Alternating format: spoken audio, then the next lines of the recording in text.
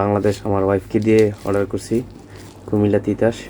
আজকে আমি pre home চাটা অর্ডার করছিলাম অনেক দিন আগে, মেবি 10 দিন আগে। সো আমার ওয়াইফ অর্ডার করছে, তো আমি দেশ থেকে আমার কাজিন আসছে, নিয়ে আসছি। এই তো আপনাদের প্রি হোম চাটা দেখি, ট্রাই করি।